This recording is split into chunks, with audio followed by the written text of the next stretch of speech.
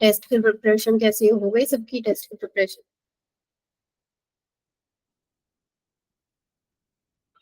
अच्छे से एकदम ईमानदारी से देना टेस्ट, क्योंकि आपके ही वो मतलब आपका ही वो टेस्ट है ना, मतलब कोई आपको जज नहीं कर रहा है उसके ऊपर, आपकी ही प्रिपरेशन को वो पढ़ाएगा। आपको ही पता चलेगा कि हाँ आपकी प्रिपरेशन में कहाँ कमी रह रही है। टेस्ट का यही मतलब है कि आप खुद को टेस्ट कर रहे हो कि आपकी प्रिपरेशन में कहाँ कमी है, तो उस हिसाब से फिर आप जेई के अकॉर्डिंग ढंग से मेहनत कर पाओगे, आपको अपनी कमियां पता चल जाएंगी। यही रीजन है टेस्ट देने का। तो उसको एकदम ऑनेस्टी ऑनेस्टी से ईमानदारी से देना है। ज्वाइन भी नहीं किया आज बच्चों ने, एकदम इतना खौफ हो गया है क्या टेस्ट का। थोड़ा सा ही पढ़ाएंगे, पढ़ाना है आज मेरे को, बिल्कुल खत्म ही होने वाला है आपका प्रॉपर्टीज वाला पार्ट। उससे ज्यादा नहीं पढ़ूंगी क्योंकि आज टेस्ट भी है आपका।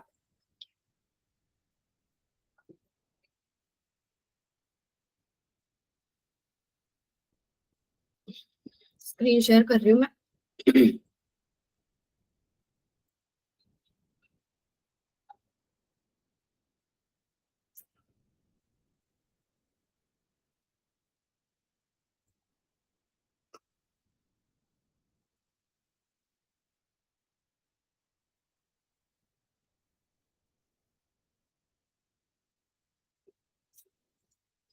तो एक बार लास्ट क्लास में दिखा देती हूँ क्या किया था हमने।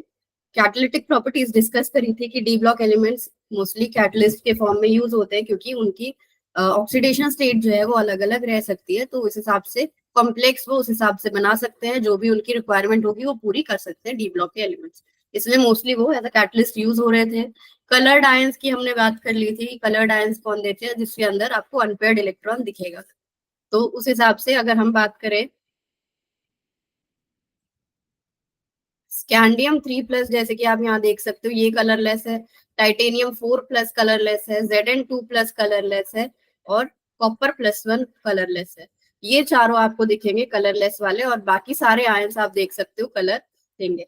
तो क्वेश्चन में आपको कलर नहीं पूछेगा वो कि कौन सा कलर देंगे, आपको ये पूछेगा कि कलर देंगे या नहीं देंगे। कलर कहाँ पूछता है वो, इनऑर्गेनिक क्वालिटेटिव एनालिसिस में, कि कौन से कलर का प्रेसिपिटेट आएगा। यहाँ पे आपको बस ये पता होना चाहिए कि कलर वो देगा या नहीं देगा। तो ये सारे आपके कलरलेस आयन, ऐसे भी आप इनको ध्यान में रख सकते हो।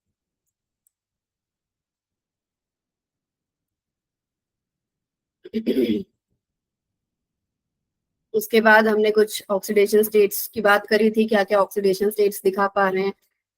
स्टैंडर्ड इलेक्ट्रोड पोटेंशियल के लिए मैंने इसकी वैल्यू याद करने को बोला था। कोबाल्ट वैल्यू नहीं, मतलब ट्रेंड आपको याद होना चाहिए। कोबाल्ट 3+ का सबसे हाईएस्ट पॉजिटिव ई नॉट था, और M3+2 M2+। तो ये कुछ कुछ बातें बस ध्यान रखने की है इसमें।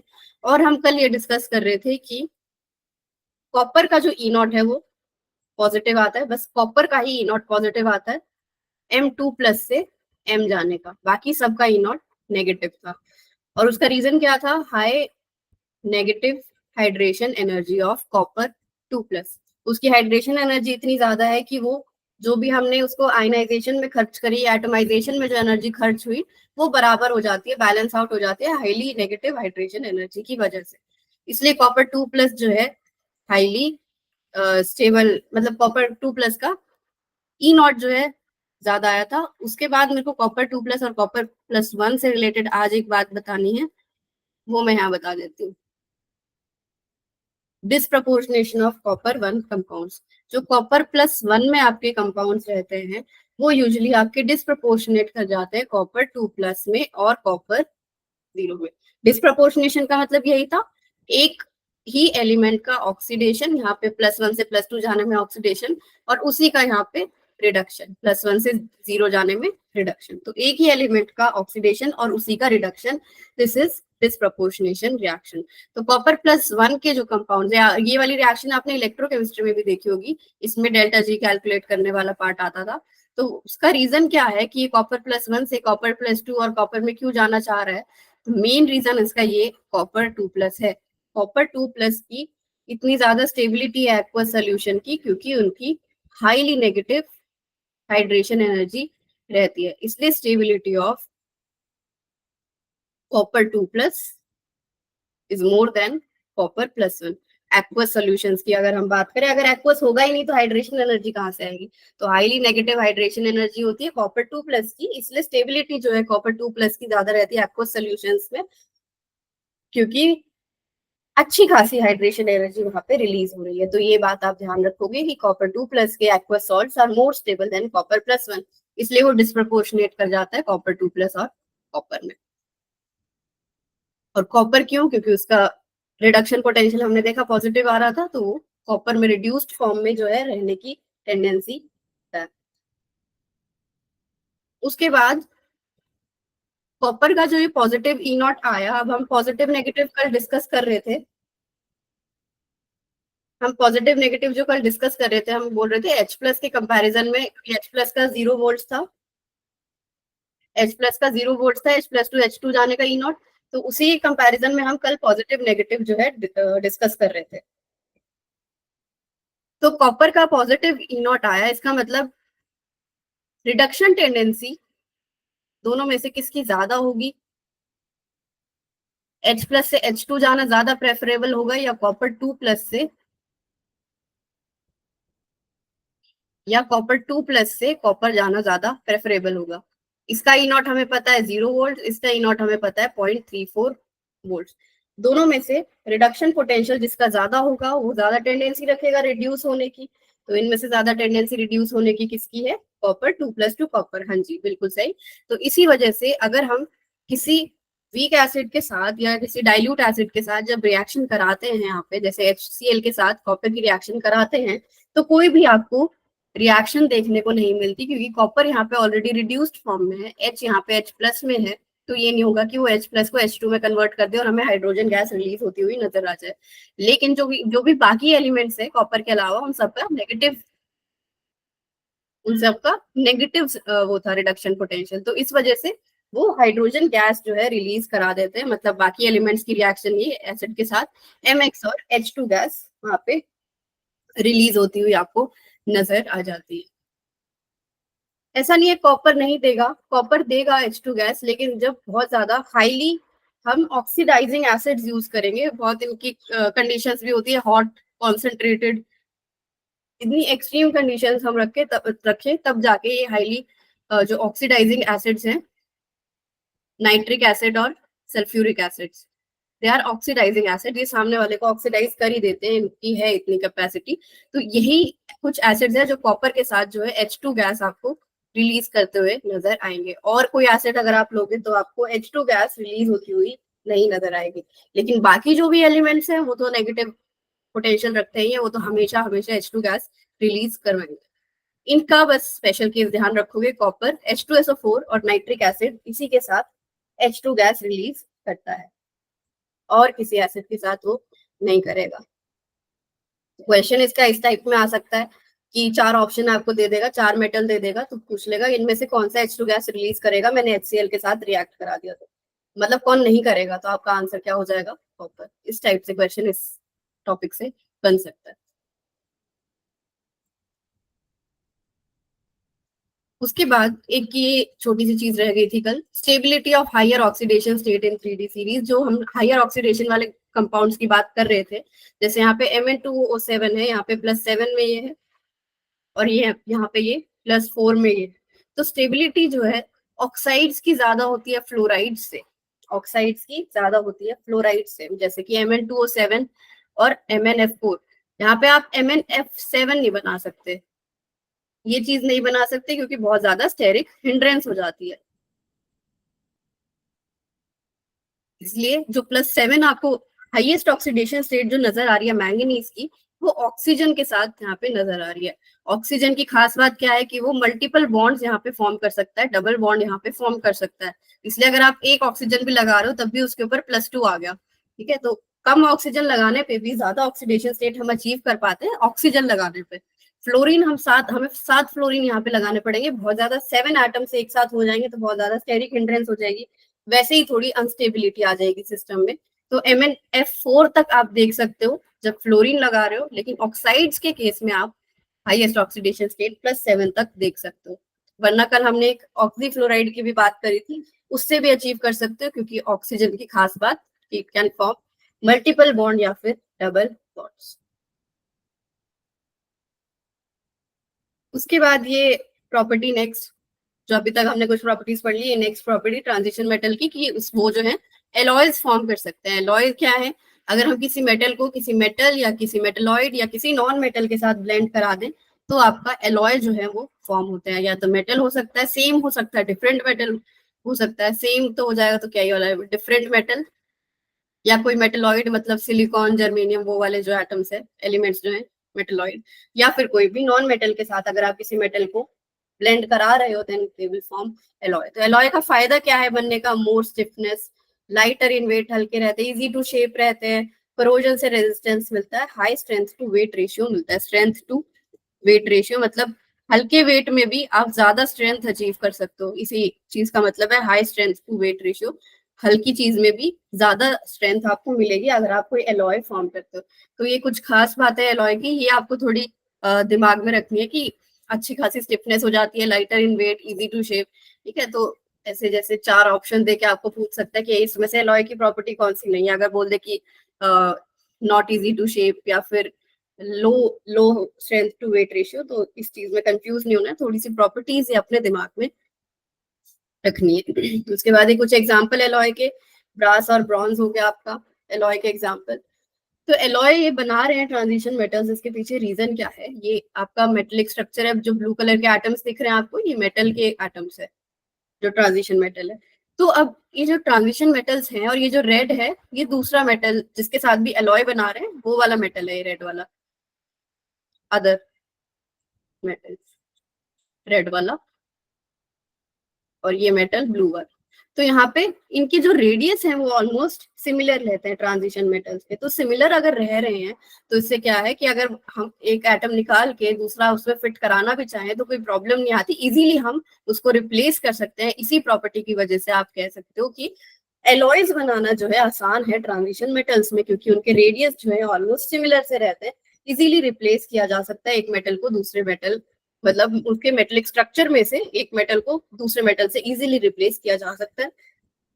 इसलिए अच्छी खासी स्ट्रेंथ भी आ जाती है कि कुछ डामाडोल नहीं हुआ स्ट्रक्चर में, बल्कि मजबूत ही वो और बन जाता है, कुछ दिक्कत वाली बात इसमें नहीं आती। तो अगर आपसे पूछे क्वेश्चन में कि एलॉय बनाने का रीजन क्या है, तो आप क्या बोलोगे? Similar radius of transition elements, जिसकी वजह से एटम्स को रिप्लेस करना इजी हो जाता है।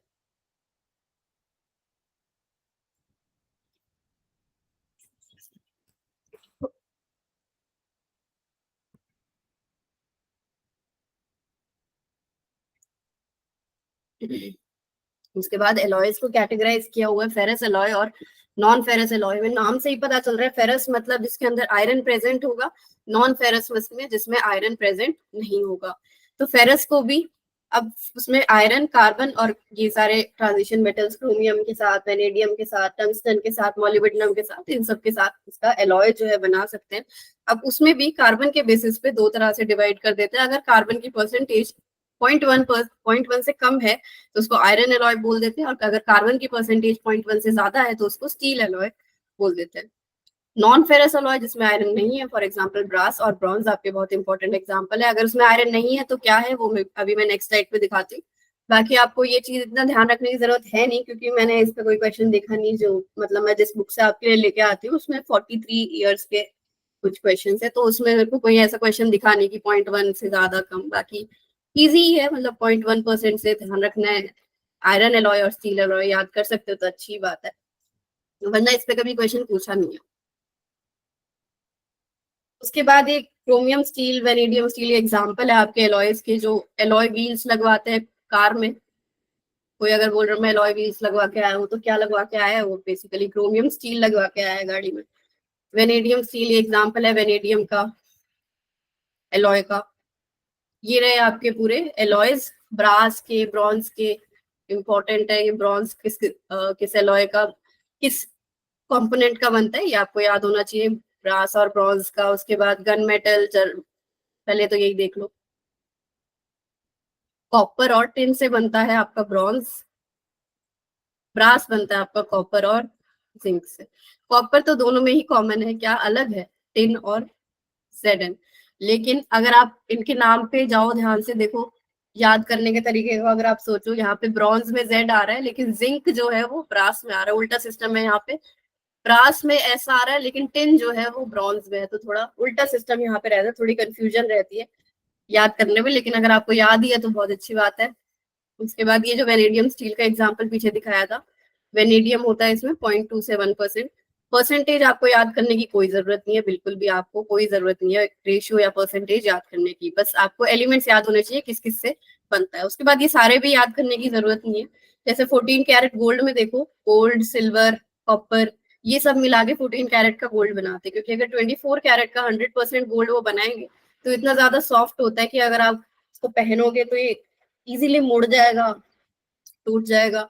तो उस प्रॉब्लम को अवॉइड करने के लिए थोड़ा बहुत सिल्वर और कॉपर मिलाया जाता है 14 कैरेट गोल्ड में। ऐसे ही 22 कैरेट गोल्ड होता है या 20 कैरेट गोल्ड होता है तो उसमें मिलावट थोड़ी कम होती है। तो जितना ज्यादा कैरेट पे जाते जाओगे मिलावट गोल्ड में उतनी कम होती रहेगी उस हिसाब से। उसके बाद आप आर्टिफिशियल गोल्ड देखो, ये इसमें कॉपर और एल्यूमिनियम को मिक्स करके इससे आर्टिफिशियल गोल्ड बनाते हैं। तो ये सारे आपके कुछ एलॉयज है, इसमें से कुछ कुछ ध्यान रख लेना, जैसे ब्रॉन्ज, ब्रास, ये सब गोल्ड के बारे में, क्योंकि क्वेश्चन इसने पूछा है एक बार 93 में पूछा था, which of the following alloys contain copper and zinc, answer बता दो।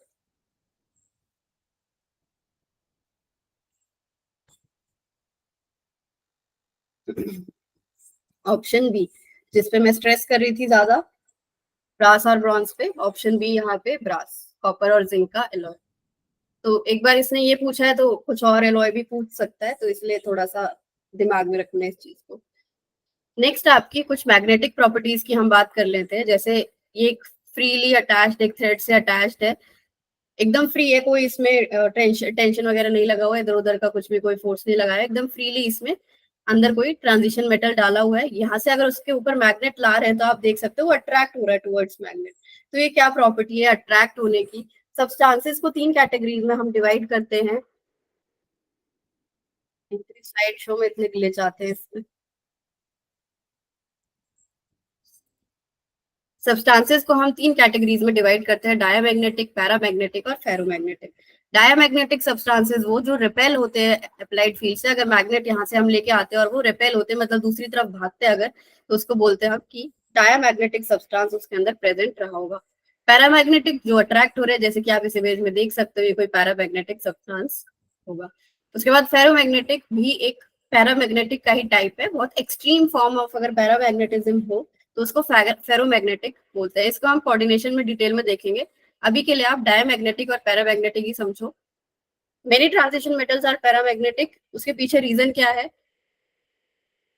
Unpaired electrons. अगर अनपेयर्ड इलेक्ट्रॉन्स होंगे तो सब्सटेंस क्या होगा आपका, पैरामैग्नेटिक। जस्ट लाइक आपने कलर के लिए देखा कि कोई अनपेयर्ड इलेक्ट्रॉन अगर होगा तो डी ट्रांजिशन होगी, तो आपको कलर जो है ऑब्जर्व होगा। वैसे यहाँ पे भी आपको क्या देखना है, कोई अनपेयर्ड इलेक्ट्रॉन अगर प्रेजेंट होगा तो पैरामैग्नेटिक प्रॉपर्टीज उसमें आपको ऑब्जर्व होंगी।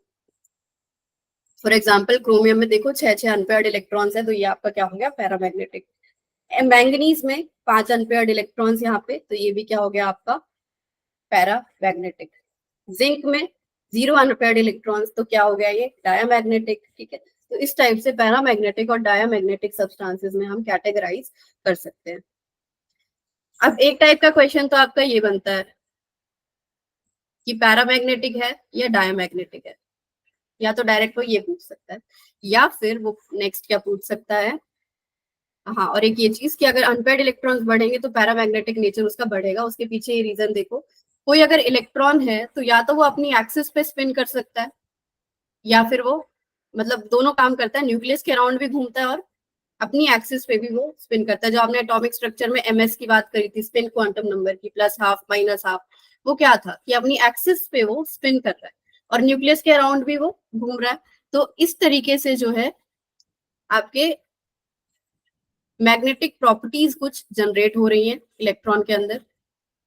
तो वो मैग्नेटिक प्रॉपर्टीज से आपका जो ये यूनिट है म्यू, इसको म्यू बोलते हैं, मैग्नेटिक मोमेंट में इसको मेजर करते हैं। इस यूनिट का नाम है मैग्नेटिक मोमेंट, की जो स्पिन ओनली, यहाँ पे स्पिन ओनली भी लिखा है कि स्पिन से जो जनरेट हो रही है ये, इन दोनों में से सिर्फ एक चीज स्पिन वाली, about on on axis spin वाली।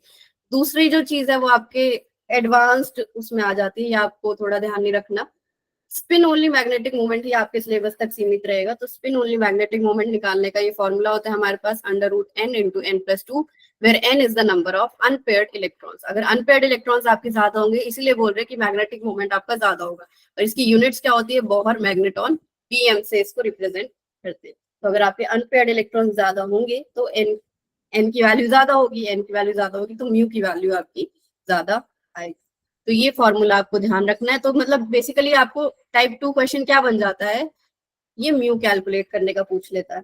म्यू कैलकुलेट कैसे करोगे आप, पहले अनपेयर्ड इलेक्ट्रॉन्स देखोगे उसमें कितने हैं, फिर आप ये फॉर्मूले से वैल्यू पुट करके उसमें फिर आप निकाल लोगे कि म्यू की वैल्यू कितने बोहर मैग्नेटॉन आ रही है। तो अब देखो ये question, metal with lowest spin only magnetic moment value. Lowest spin only पूछ लिया, इसका मतलब जिसमें अनपेयर्ड इलेक्ट्रॉन लोएस्ट होंगे उसी का लोएस्ट आएगा। तो ये आप इजीली कैलकुलेट कर सकते हो, जल्दी से बता दो।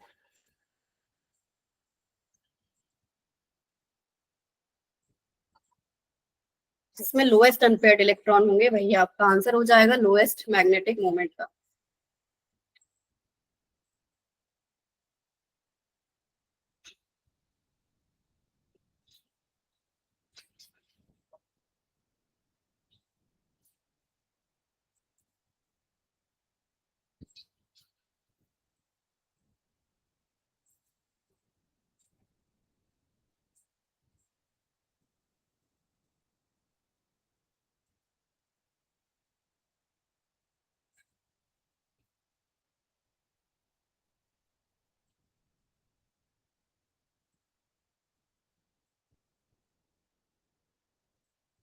Option A vanadium 2+। कितने अनपेयर्ड इलेक्ट्रॉन आए अंशिका वेनेडियम 2+ में?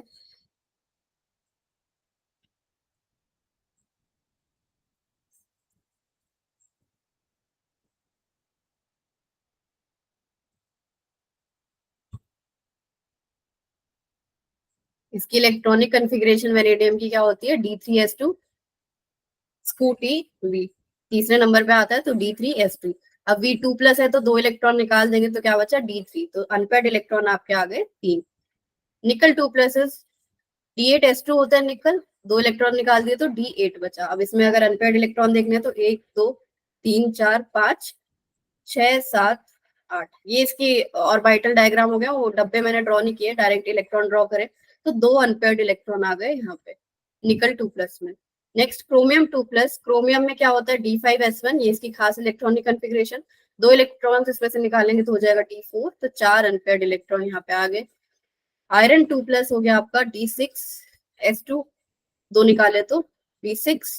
D6 में आपका फिर से 1 2 3 4 5 6, 4 अनपेयर्ड इलेक्ट्रॉन्स यहाँ पे भी आपके आ गए। तो सबसे कम अनपेयर्ड इलेक्ट्रॉन आपके आए ऑप्शन बी निकल 2+ में। ठीक है,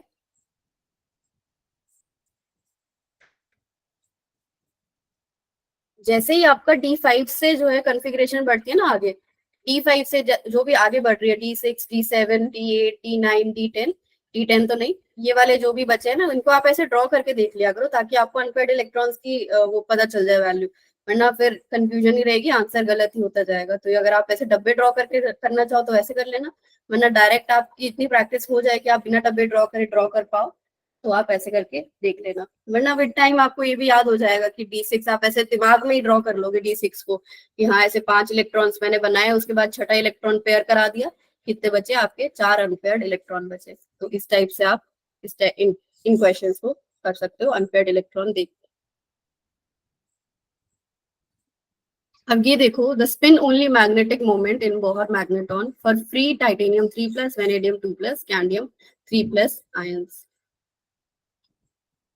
अब इसमें अगर आप वही फॉर्मूला लगाओ √n × n+2 वाला, ठीक है, तो आप अगर इनके लिए इंडिविजुअली n की वैल्यू कैलकुलेट करो कि कितने कितने अनपेयर्ड इलेक्ट्रॉन है, उसको फिर यहाँ पे पुट करोगे, उसका स्क्वायर रूट निकालोगे, तो आप आंसर जो है फाइंड कर सकते हो। उसके अलावा मैं आपको एक छोटी सी ट्रिक बताती हूँ। एक तरीका तो आई होप सबको क्लियर है कि √n × n+2 में आप n की वैल्यू पुट करो जितने नंबर ऑफ अनपेयर्ड इलेक्ट्रॉन है, और फिर उससे निकाल लो, स्क्वायर रूट कैलकुलेट कर लो उसका। दूसरी एक छोटी सी ट्रिक है, आप देखो यहाँ पे एक टेबल टाइप बना सकते हो, आप काउंटिंग लिखो 1 से 5 तक, 1 2 3 4 5, ये काउंटिंग लिखो, डेसिमल लगा दो सबके आगे, 1.2.3.4.5। अब इसमें याद क्या करना है बस, क्योंकि ट्रिक है तो कुछ ना कुछ याद करना ही होगा, तो याद क्या करना है, यहाँ पे 7, यहाँ पे 8, यहाँ पे 9 9 9, क्या है 7 8 9 9 9, तो 1 2 3 4 5 ऐसे लिखा, पहले डेसिमल लिख दिए, फिर ये चीज आपको ध्यान रखनी है 7 8 9 9 9। अब इससे आप डायरेक्टली निकाल सकते हो बिना स्क्वायर रूट कैलकुलेट करे कि कितने बॉहर मैग्नेटॉन उसकी वैल्यू आ रही होगी। यहाँ पे आप एक कॉलम बनाओ अनपेयर्ड इलेक्ट्रॉन का, अगर आपके अनपेयर्ड इलेक्ट्रॉन 1 है तो आपका जो म्यू की वैल्यू है वो 1.7 अराउंड आ रही होगी, अनपेयर्ड इलेक्ट्रॉन 2 है तो ये इतना, 3 है तो इतना, 4 है तो इतना, 5 है तो इतना। बिल्कुल आपका काम आसान हो गया, स्क्वायर रूट आपको कैलकुलेट करने की कोई जरूरत नहीं है, बस आप अनपेयर्ड इलेक्ट्रॉन कैलकुलेट कर लो, उसके हिसाब से आप म्यू की वैल्यू जो है बता सकते हो। 1 की 1.7, 2 आ गया तो 2.8, 3 आ गया तो 3.9, 4 तो 4.9, 5 तो 5.9। तो एक बार इस ट्रिक को इस क्वेश्चन पे अप्लाई करके आंसर बताने का ट्राई करो, और अगर 0 है तब तो 0 ही आएगा, रूट 0 × 0 + 2 विल बी 0, अगर 0 अनपेयर्ड इलेक्ट्रॉन है तब तो म्यू आपका 0 ही आएगा। अब एक बार आंसर बताने की कोशिश करो।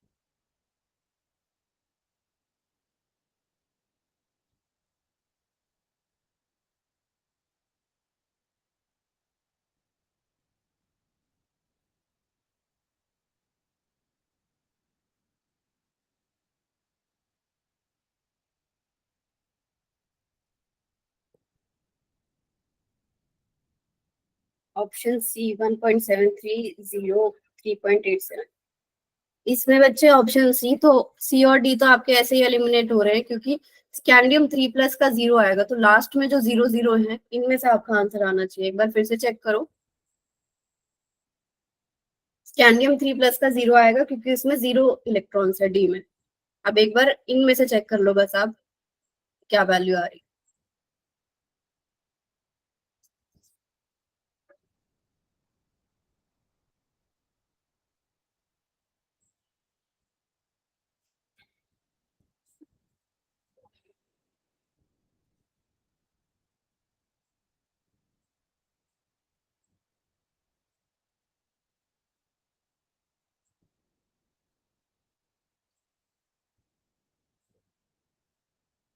और ये आप वैसे भी देख सकते हो डायरेक्टली कि अगर अनपेयर्ड इलेक्ट्रॉन ज्यादा आएंगे तो आपका जो म्यू की वैल्यू है वो ज्यादा आएगी। अब यहाँ पे दो ही वैल्यूज में आपको कंपेयर करना है, यहाँ पे देखो एक बार 3.87 लिखिए ज्यादा टाइटेनियम 3+ के लिए, और ऑप्शन 2 में 3.87 लिखिए वेनेडियम 2+ की, तो दोनों वैल्यूज जो है सेम है, तो आपको वैल्यूज कैलकुलेट करने की भी यहाँ पे जरूरत नहीं है, आप बस ये देखो अनपेयर्ड इलेक्ट्रॉन ज्यादा किसमें है उसका म्यू ज्यादा हो जाएगा,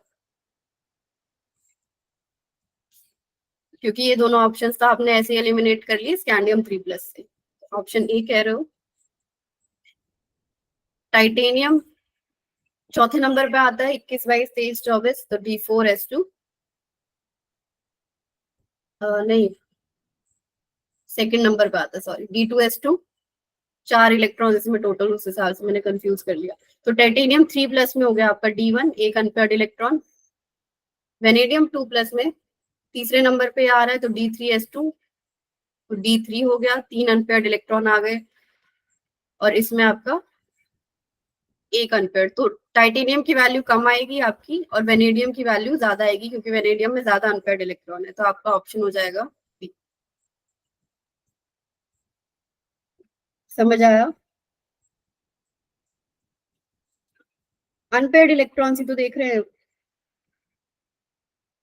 कॉन्फ़िगरेशन आपको इसमें याद होनी चाहिए, उसी हिसाब से फिर आप अनपेयर्ड इलेक्ट्रॉन देख पाओगे।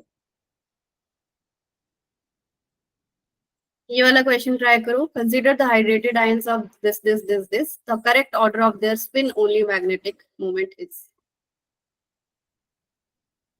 ऑर्डर ही बताना है तो ऑर्डर ही बताना है तो आप डायरेक्ट किससे बता दोगे. नंबर ऑफ अनपेयर्ड इलेक्ट्रॉन ज्यादा आएंगे तो आपका म्यू की वैल्यू ज्यादा आएगी. कुछ कैलकुलेशन की इसमें कोई जरूरत नहीं है. वो ट्रिक जो मैंने बताई उसकी भी इसमें कोई जरूरत नहीं.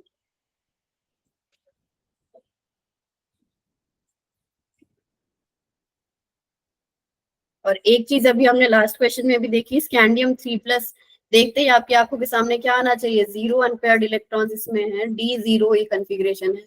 तो D0 है तो ये वाला ऑप्शन और ये वाला ऑप्शन तो ऐसे ही कैंसिल हो गया. अब आपको मिल गई 50-50 लाइफ लाइन. अब बता दो.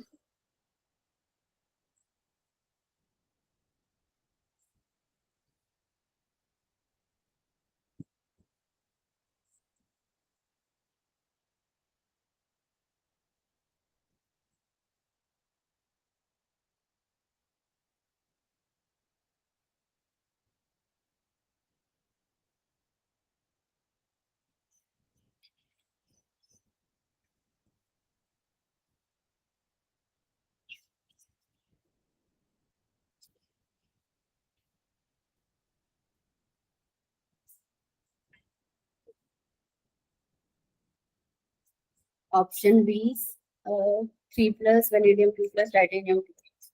गैस को देख लेते हैं. टाइटेनियम 3+ में आपने पीछे भी देखा एक अनपेयर्ड इलेक्ट्रॉन आया था. वेनेडियम 2+ में स्कूटी बी D3S2. तो 3 अनपेयर्ड इलेक्ट्रॉन आए. टाइटेनियम 2+ में आपके D2S1. तो इसमें आपके 3 अनपेयर्ड इलेक्ट्रॉन आ रहे हैं. D2 स्कूटी D2S2 3 अनपेयर्ड इसमें भी आ रहे हैं लेकिन डी ऑर्बिटल में आपके दो ही आ रहे हैं. तो अगर आप वो कैलकुलेट करने बैठोगे √n × n+2 से तो आपका इसका ज्यादा आना चाहिए, D2S1 का, टाइटेनियम 2+ का. तो इन दोनों में से सबसे ज्यादा हो गया आपका, सबसे कम हो गया स्कैंडियम 3+ का, फिर आ गया आपका टाइटेनियम 3+ का. फिर इनमें से आपका, एक बार मैं इसको आपको दोबारा चेक करके बताऊंगी. मेरे को इस चीज की अभी श्योरिटी नहीं आ रही कि इसको एस इसमें इंक्लूड करेंगे या नहीं करेंगे, क्योंकि करते तो है एस इंक्लूड. तो उस हिसाब से फिर इसको, चलो इसको अभी एक बार होल्ड पे रखो. मैं इसको नेक्स्ट क्लास में आपको फिर से बताती हूँ. ए और बी में कंफ्यूजन हो रही है टाइटेनियम 2+ और वेनेडियम 2+ में, क्योंकि दोनों में 3 अनपेयर्ड इलेक्ट्रॉन्स है और √n × n+2 में ये इलेक्ट्रॉन भी इंक्लूड करते हैं. तो चलो इसको मैं बताती हूँ एक बार नेक्स्ट क्लास में. अभी के लिए इसको होल्ड पे रखो. अच्छा क्वेश्चन है. ये वाला ट्राई करो. The set of ions which are coloured and paramagnetic both.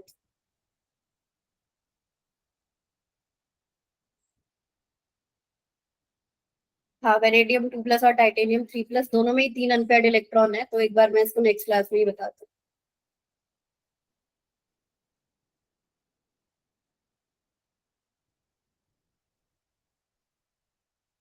ये वाला ट्राई करो. कलर्ड एंड पैरामैग्नेटिक बोथ, इसमें हमें सेम कंडीशंस देख रही है, इसमें अनपेयर्ड इलेक्ट्रॉन होंगे.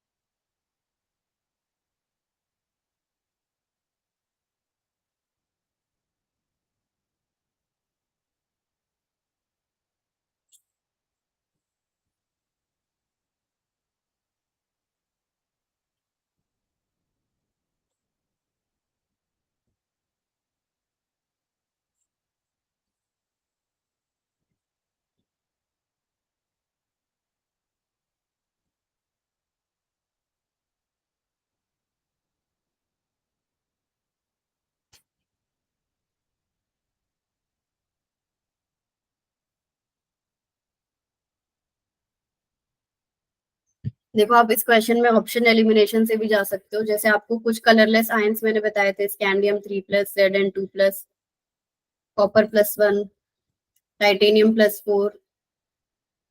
ये D0 है, ये D0 है और ये दोनों D10 है. तो इसमें कोई अनपेयर्ड इलेक्ट्रॉन नहीं है. तो ये सारे मैंने आपको कलरलेस स्पीशीज बताई थी. तो इससे भी आप ऑप्शन एलिमिनेशन से जा सकते हो. कोई अनपेयर्ड इलेक्ट्रॉन नहीं है. ना ही इनमें कोई कलर होगा, ना ही इनका कोई पैरामैग्नेटिक नेचर होगा।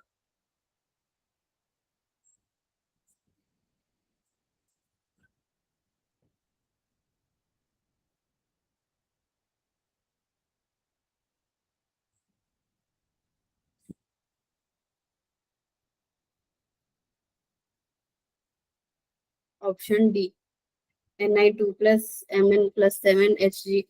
Mn+7 में भी बेटा फिर D0 हो गए ना, आपका करेक्ट ऑप्शन हो जाएगा ये वाला, ऑप्शन ए। कॉपर 2+, यहाँ पे कॉपर+1 बोला था ना, कॉपर 2+ आपका D9 रखता है, तो अनपेयर्ड इलेक्ट्रॉन इसमें है एक, क्रोमियम 3+ में भी 3 है और स्कैंडियम में भी है 2 अनपेयर्ड इलेक्ट्रॉन। D1 S2 है, 2 यहाँ से निकल जाएंगे तो D1 एक अनपेयर्ड इलेक्ट्रॉन है इसमें।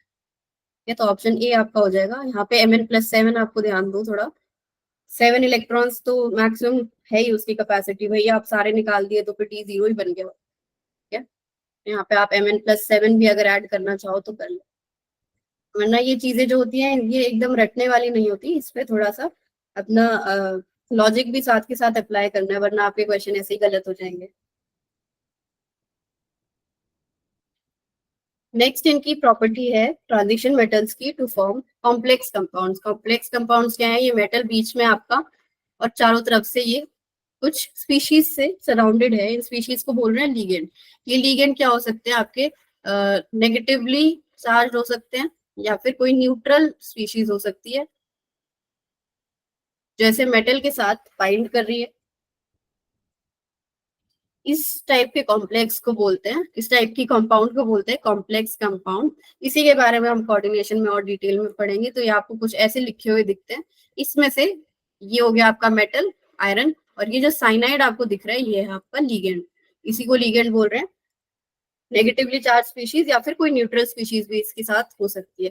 तो इसका रीजन क्या है कि ट्रांजिशन मेटल्स आपको क्यों ज्यादातर ऐसे दिखते हैं जो कॉम्प्लेक्स कंपाउंड बनाते हैं, क्योंकि उसमें उनके जो साइज है वो स्मॉल रहता है, high ionic charge of ligands, ये लीगेंड्स की बात कर रहे हैं, और अवेलेबिलिटी ऑफ डी इलेक्ट्रॉन, ये सबसे ज्यादा इंपॉर्टेंट प्रॉपर्टी इनकी कि इनके पास डी इलेक्ट्रॉन्स है अवेलेबल।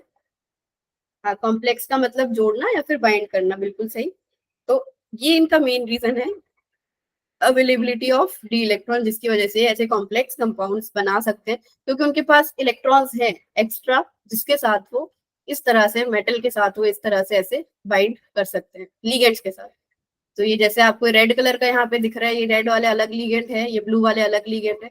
तो सेम लीगेंड हो सकते हैं, डिफरेंट लीगेंड हो सकते हैं, अलग अलग के साथ भी वो बाइंड कर सकता है, या तो सारे के सारे ब्लू हो जाते हैं या सारे के सारे रेड हो जाते हैं, या फिर जैसे आपको इस इमेज में दिख रहे हैं ये अलग अलग लिगेंड्स के साथ भी कॉम्प्लेक्स बनाया जा सकता है। तो इसके बारे में हम और डिटेल में कोऑर्डिनेशन में पढ़ेंगे। अभी के लिए आपको बस ये प्रॉपर्टी इनकी ध्यान रखनी है कि अवेलेबिलिटी ऑफ डी इलेक्ट्रॉन्स की वजह से और स्मॉल साइज होने की वजह से ये इजीली कॉम्प्लेक्स कंपाउंड्स जो है बना पाते हैं ट्रांजिशन मेटल्स। तो ज्यादा आपको कॉम्प्लेक्स कंपाउंड्स किसके देखने को मिलते हैं, ट्रांजिशन मेटल्स।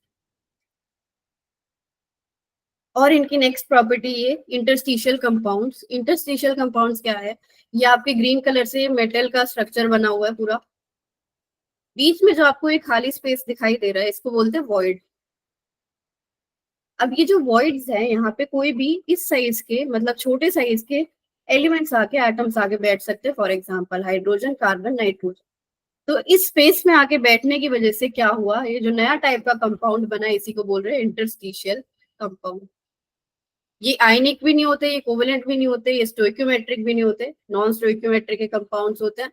और इनकी प्रॉपर्टीज है, ये प्रॉपर्टीज आपको थोड़ी ध्यान होनी चाहिए कि हायर मेल्टिंग पॉइंट आ जाता है देन प्योर, मतलब प्योर मेटल जो था उससे ज्यादा मेल्टिंग पॉइंट। अब इस इंटरस्टिशियल का जो ये यहाँ पे वॉइड्स में आके ये एटम बैठ गए इनमें से कोई भी, very hard retain conductivity, conductivity पहले भी थी ही, ट्रांजिशन मेटल से कंडक्टिव थे, अभी भी कंडक्टिव ही रहेंगे। केमिकली बस ये इनर्ट हो जाते हैं, ये वाली थोड़ी सी खास बात आपको ध्यान रखनी है, केमिकली ये इनर्ट हो जाते हैं। ये इनके एग्जांपल्स हैं आपके, और भी हो सकते हैं, जैसे यहाँ पे तो आपको टाइटेनियम और कार्बन 1:1 रेशियो में दिख रहा है इस वाले में, लेकिन और भी तरह के ऐसे इंटरस्टिशियल कंपाउंड होते हैं जहाँ पे ये रेशियो जो है वो मेंटेन नहीं रहता, जैसे 0.7:1 हो जाता है, या अलग अलग तरह के 9.9 समथिंग, इस तरह से भी जो कंपाउंड्स देखने को मिलते हैं उनको बोल रहे हैं नॉन स्टोइक्योमेट्रिक कंपाउंड्स। उनका रेशियो ऐसे फिक्स्ड नहीं रहता, चेंज हो सकता है। तो इसलिए ये नॉन स्टोइकियोमेट्रिक कंपाउंड्स की कैटेगरी में आते हैं। तो ये आपके हो गए इंटरस्टिशियल कंपाउंड्स, जो कि ये फॉर्म कर सकते हैं ट्रांजिशन मेटल्स, क्योंकि इनके जो मेटेलिक स्ट्रक्चर है उसमें ये वॉइड्स जो है ये पाए जाते हैं।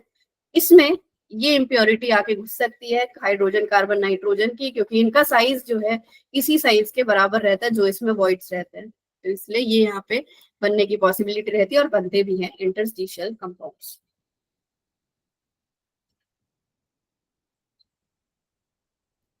यहाँ तक क्लियर हो गया सबको?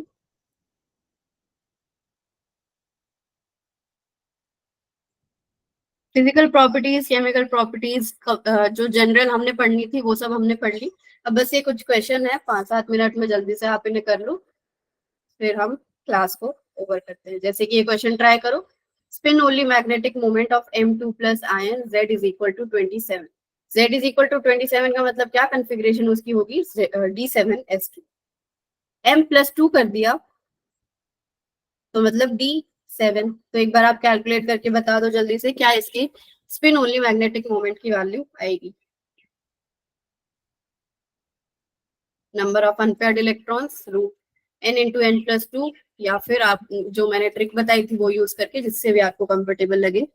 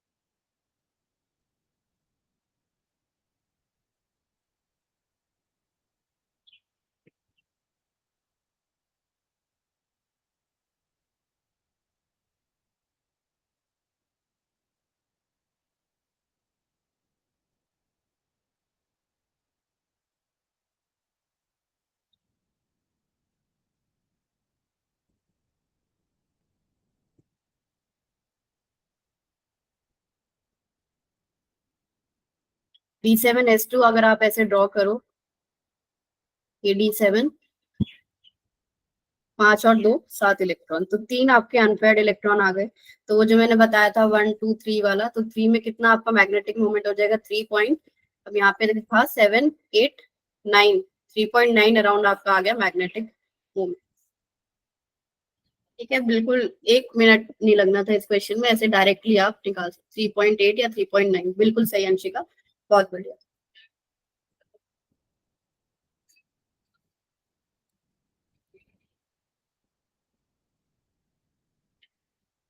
एक बार ये 2024 में जो क्वेश्चन आया था इसको देखो, दो स्टेटमेंट दे रखी है। स्टेटमेंट 1 कह रही है higher oxidation states are more stable down the group.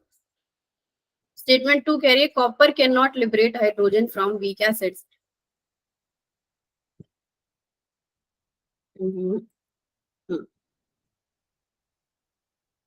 ये जो स्टेटमेंट 2 है इसके बारे में हमने आज ही बात करी है, और स्टेटमेंट 1 के बारे में हमने कल बात करी थी। तो आप बता दो इसमें से कौन सी स्टेटमेंट ट्रू है, दोनों ट्रू है या दोनों फॉल्स है, जो भी है।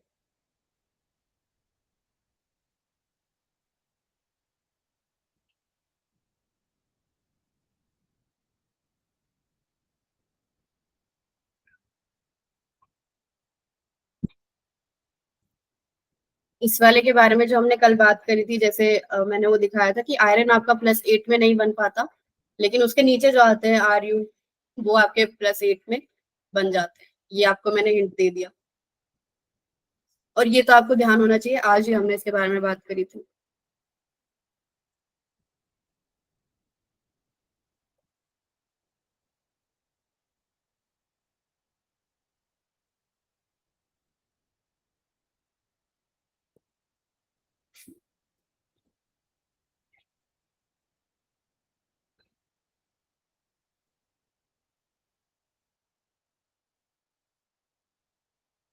Option A statement 1 is true, statement 2 is false.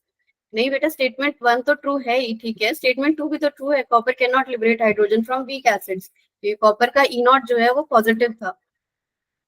तो इस वजह से जो कॉपर की रिएक्शन हम करा रहे थे HCl के साथ, तो कोई भी H2 जो है वो रिलीज नहीं हो रही थी। सिर्फ ऑक्सीडाइजिंग एसिड्स जो थे, जैसे कि H2SO4 और HNO3, सिर्फ उन्हीं के साथ कॉपर जो है H2 गैस रिलीज कराता है। तो दोनों स्टेटमेंट्स यहाँ पे करेक्ट है। Both statement 1 and 2 are. Tanvi option C, हाँ जी, गुड। एक और देखो ये 24 का, electronic configuration of copper 2 is 3d9 whereas that of copper 1 is 3d10. Which of the following is correct?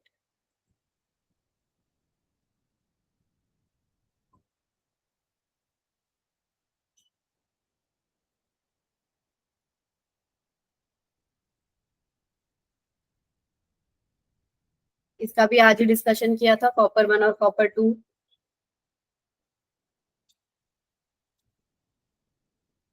Disproportionation भी बताई थी मैंने कॉपर प्लस 1 की, उससे थोड़ा idea low.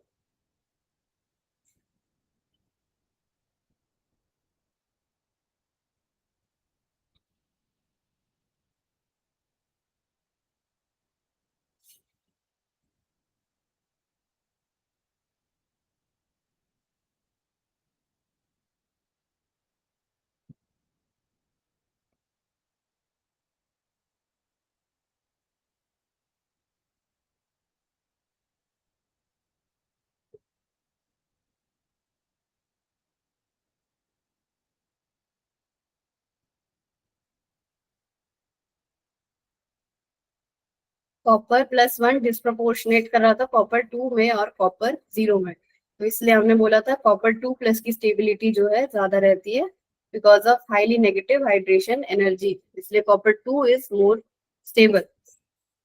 Option A. The number of ions from the following that have the ability to liberate hydrogen from a dilute acid.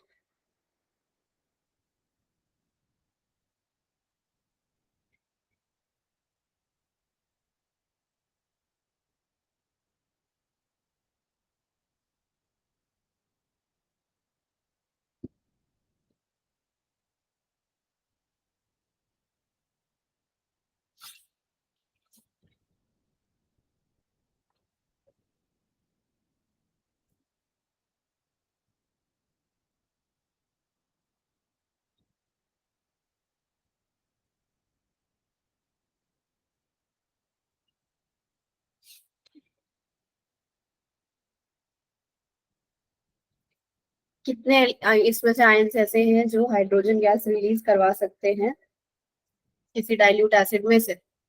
हमने बोला था बस एक ही ऐसा है कॉपर जो नहीं करवा सकता, क्योंकि कॉपर जो है रिड्यूस्ड फॉर्म में रहना चाहता है। H+ के साथ उसका रिएक्शन कराएंगे तो कोई रिएक्शन नहीं होगा। कॉपर के अलावा बाकी सब H2 गैस रिलीज कराते हैं। तो क्या आंसर हो जाएगा?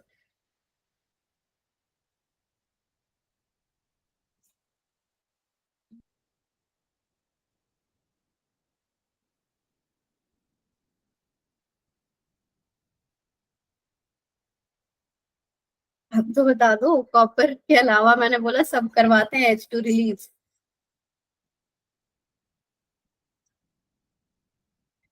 तो इसमें से कितने आयंस ऐसे हैं जो हाइड्रोजन रिलीज करा देंगे?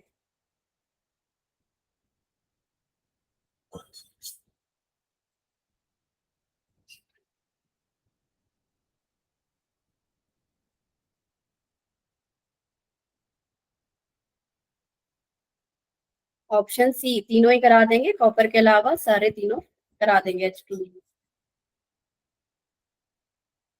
ये वाला क्वेश्चन देखो, इन aqueous solution Cr2 plus is reducing while Mn plus 3 is oxidizing। ये assertion दे रखा है, रीजन उसके पीछे दे रखा है extra stability of half filled electronic configuration is observe. तो इसमें से कौन सा आपका करेक्ट ऑप्शन हो जाएगा?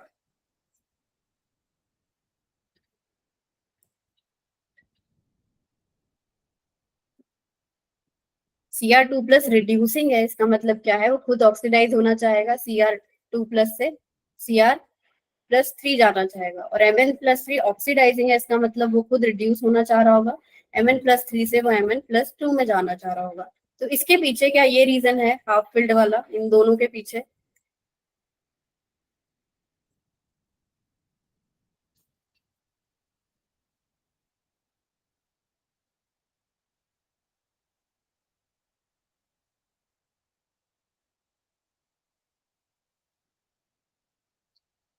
क्रोमियम+3 की इलेक्ट्रॉनिक कॉन्फ़िगरेशन क्या है? D5S1 में से 3 इलेक्ट्रॉन हटा दो तो D3।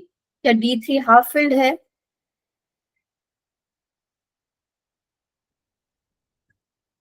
Mn+2 D5 है, मान लिया हाफ फिल्ड है, लेकिन D3 is not half filled. तो इन्होंने सिर्फ Mn+2 वाले का रीजन सही बताया, इसका रीजन ये नहीं है हाफ फिल्ड वाली स्टेबिलिटी, यहाँ कोई हाफ फिल्ड नहीं मिल रही। तो assertion is true but reason is false. Option A.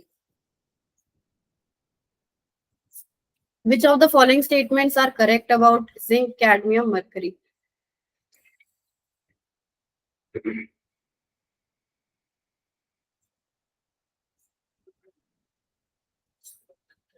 They exhibit high enthalpy of atomization as their free subshell is full. ये बिल्कुल सही बात है। आपने ग्राफ में भी उसमें ऑब्जर्व किया था कि जो एंथैल्पी ऑफ एटमाइजेशन थी जिंक की, वो सबसे ज्यादा आ रही थी। Option B, zinc and cadmium do not show variable oxidation state while Hg shows Hg+1 and Hg+2। ये चीज भी सही है, मैंने नहीं बताई इसलिए मैं क्वेश्चन करा रही हूँ कि Hg जो है वो +1 और +2 दोनों में आपको देखने को मिलता है। The compounds of zinc, cadmium and mercury are paramagnetic in nature. ये चीज आप बता सकते हो कि जिंक, कैडमियम, मर्करी पैरामैग्नेटिक है या डायमैग्नेटिक है। और they are called soft metals, ये बात भी सही है।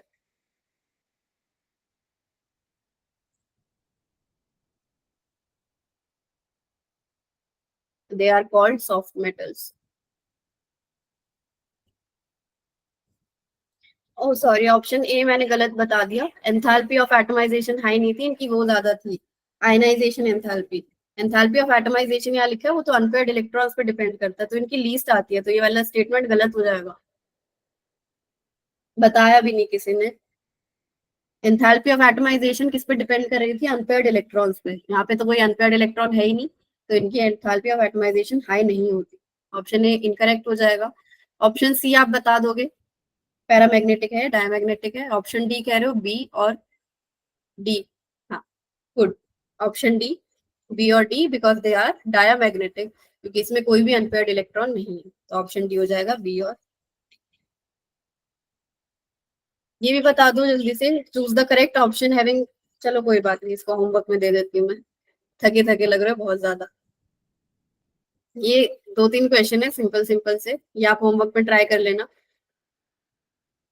ये वाला मैं बता देती हूँ, ये जो रिएक्शन है, which halogen is known to cause this reaction? Copper 2+ और 4x- Cu2x2। ये रिएक्शन हमने किसी और हेलोजन के लिए नहीं देखी, ये सिर्फ और सिर्फ आयोडीन जो है देता है, क्योंकि हमने कल बात करी थी Cu जो है वो नहीं बनता, क्योंकि I- are highly reducing in nature. उनका ये नेचर है कि वो कैसे भी करके I2 में कन्वर्ट हो जाए, तो यही वो रिएक्शन करते हैं, I- से I2 में कन्वर्ट होते हैं इसमें। तो Cu2I2 आपको देखने को मिलता है, लेकिन Cui आपको देखने को नहीं मिलता। यहाँ पे आपकी आयोडीन गैस भी रिलीज हो रही है, तो इसका आंसर हो जाएगा आपका ओनली आयोडीन। ये भी 2023 में पूछा हुआ है। बाकी ये जो क्वेश्चन है ये आप होमवर्क में ट्राई कर लेना, जो हमने पढ़ा है उसी पे रिलेटेड है, कुछ नया नहीं है इसमें। और आपका टेस्ट भी है, तो all the very best. Test के लिए भी अच्छे से आप ईमानदारी से टेस्ट को देना, आपकी ही नॉलेज उसमें चेक हो रही है।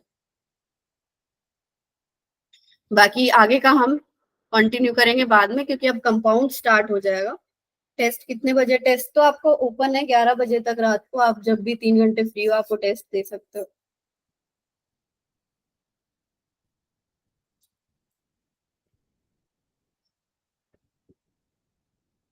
ओके। ओके बेटा, बाय।